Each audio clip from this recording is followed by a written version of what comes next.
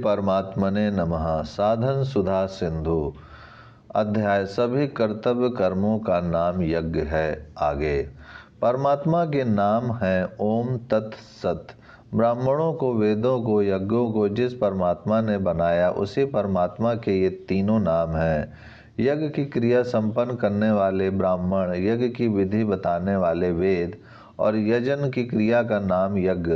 परमात्मा ने इन तीनों को रचा। इसीलिए 17वें अध्याय के 24वें श्लोक में भगवान कहते हैं, अतएव हरि ओम इस प्रकार उच्चारण करके ही यज्ञ अनुष्ठान प्रारंभ करना चाहिए। एवं इसी प्रकार ब्रह्मवादी पुरुष करते आए हैं। इसके बाद भगवान कहते हैं, भगवान के नामों का उल्लेख यहाँ इसलिए किया गया है कि यज्ञ दान तब कोई अंग वैगुण रह जाए या कोई कमी रह जाए तो परमात्मा के नाम उच्चारण से उसकी पूर्ति कर दी जाए। क्योंकि परमात्मा से ही यज्ञ पैदा हुए हैं, परमात्मा से ही ब्राह्मण पैदा हुए और वेद भी प्रकट हुए ही परमात्मा से। इनमें कोई कमी रहेगी तो इन सब के मूल परमात्मा का नाम लेने से उसकी पूर्ति हो जाएगी। 18वें अध्याय के 5वें श्लोक में भी इन्हीं 3 शुभ कर्मों का उल्लेख हुआ है। कहीं कहीं शुभ कर्मों की संख्या 4 भी कही गई है। जैसे 8वें अध्याय के 28वें श्लोक में वेद अध्ययन, यज्ञ, तप और दान 4 का नाम आया है।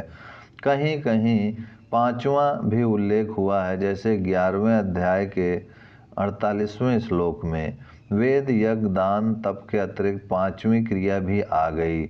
9वें अध्याय के 27वें श्लोक में यज्ञ, दान आदि के साथ भोजन का उल्लेख हुआ है।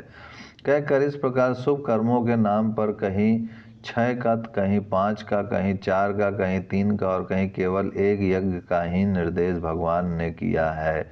एक यज्ञ के उल्लेख से संपूर्ण शुभ कर्मों का उल्लेख हो गया।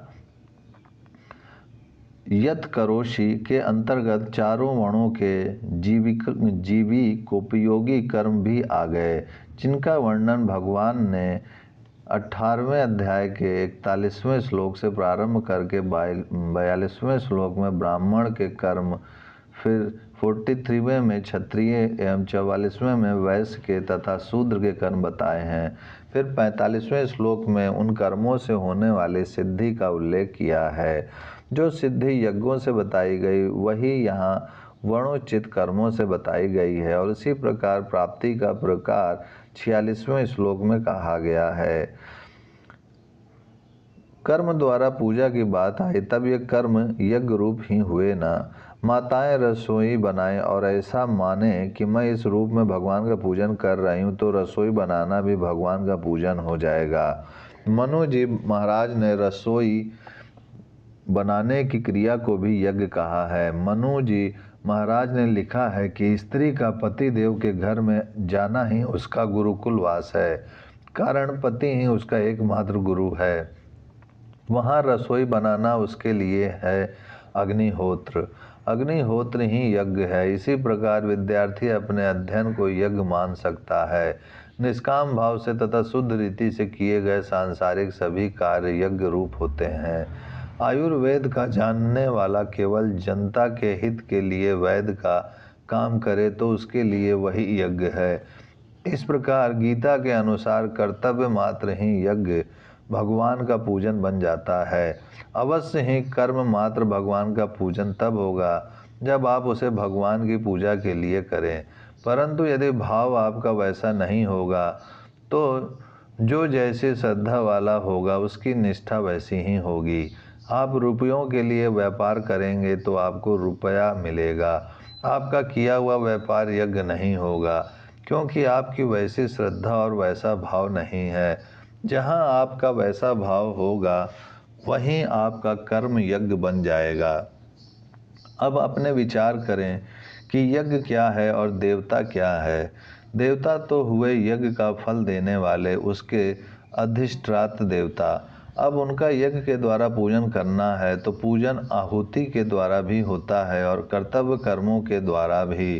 कर्तव्य कर्मों के द्वारा पूजन सब कोई कर सकते हैं। मनुष्य है, मध्य लोक, मृत्यु लोक का निवासी, स्वर्ग लोक, मृत्यु लोक और पाताल लोक, इन 3 लोकों के समुदाय का नाम है त्रिलोकी। त्रिलोकी के मध्य में रहने वाली है मनुष्य।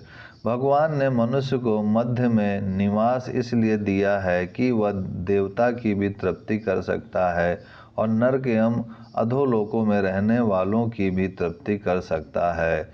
सबका तर्पण होता है। द्विजाति लोग देवताओं का तर्पण करते हैं, ऋषियों का तर्पण करते हैं, पितरों का तर्पण करते हैं, भूत प्राणियों का तर्पण करते हैं तथा भूत प्रेत पिशाच आदि योनियों में गए हुए बांधवगण तर्पण करते हैं। जिनके वंश में कोई नहीं रहा उनका भी तर्पण करते हैं। इस विषय में तर्पण की विधि देखें। जिनके कोई जल देने वाला नहीं उनका भी तर्पण करते हैं। सांप आदि जितने अधोगति में गए हुए जंतु हैं, जितने मध्य गति को प्राप्त हैं और जितने उधर गति में गए हुए हैं, सबको यहाँ तक कि ऊंचे से ऊंचे भगवान को भी तर्पण करते हैं। समुद्र को तर्पण करते हैं। समुद्र में जल कम है या है क्या जो जल से उसकी तृप्ति की जाए। तात्पर्य यह है कि मध्य में रहने वाला यह मनुष्य संपूर्ण लोकों के जीवों को तृप्त करता है। इस प्रकार सबको तृप्त करने का अधिकार भगवान ने मनुष्य को दिया है। वह त्रिलोकी के जीवों को ही नहीं भगवान को भी तृप्त करता है। भगवान की भी भूख प्यास मिटाने वाला यदि कोई है तो वह मनुष्य ही है। भगवान 9वें अध्याय के 34वें श्लोक में कहते हैं, मुझ में मन लगा, मेरा ही भजन कर, मेरा पूजन कर और मुझे ही नमस्कार कर। यहाँ यह प्रश्न होता है, भगवान को भी भूख लगती है क्या? हाँ। क्यों, उनमें भी कोई कमी है? हाँ। विनोद की सी बात है, जीव जो अधोगति में जा रहे हैं यही भगवान में कमी है। सारा संसार मिलकर भगवान का स्वरूप है। अतः जो अधोगति में जाते हैं उतना अंग भगवान का ही तो अधोगति में जाता है। यही भगवान की भूख है। भगवान कहते हैं, तू अपना सब कुछ मेरे अर्पण कर दे तो तेरा कल्याण हो जाए और मेरा काम बन जाए। इस प्रकार यह सिद्ध हुआ कि भगवान की तृप्ति भी मनुष्य कर सकता है। जीव जंतुओं की तृप्ति तो वह करता ही है। भगवान तो यहाँ तक कहते हैं कि भक्त मुझे बेच दे तो मैं बिक जाता हूँ। मैं तो हूँ भक्तन को दास, भगत मेरे मुकुटमणि। ऐसी दशा में बताइए कि भक्त भगवान के इष्ट हैं कि नहीं। अर्जुन को भी भगवान 18वें अध्याय के 64वें श्लोक में कहते हैं, तू मेरा इष्ट है। जीव भगवान को इष्ट मानता है। भगवान कहते हैं, तू मेरा इष्ट है। जो भगवान को अपना मन सौंप देता है उसे भगवान अपना इष्ट मान लेते हैं, उसका आज्ञा पालन करते हैं। राम अवतार में भगवान कहते हैं, मैं सीता का त्याग कर सकता हूँ, समुद्र में कूद सकता हूँ, अग्नि में प्रवेश कर सकता हूँ, परंतु पिता की आज्ञा भंग करने की मुझ में शक्ति नहीं। यह मनुष्य चाहे तो भगवान का माँ बाप बन जाए, भगवान का दास बन जाए, भगवान का भाई बंधु बन जाए, भगवान की स्त्री बन जाए, भगवान का बच्चा बन जाए, भगवान का शिष्य बन जाए या गुरु बन जाए। अपने कुटुंब से ही तो आप राजी होते हैं। भगवान का संपूर्ण यह मनुष्य बन सकता है। यह भगवान का सब कुछ बन सकता है। भगवान उसे वही बना लेंगे और वैसी की वैसी मर्यादा उसके साथ निभाएंगे। वे इसके सुपुत्र बन जाएंगे। भाई भी बनेंगे तो असली सुपुत्र, सतपति, सन्माता सब कुछ बन जाएंगे भगवान। शिष्य बने तो श्रेष्ठ चेला बनेंगे भगवान।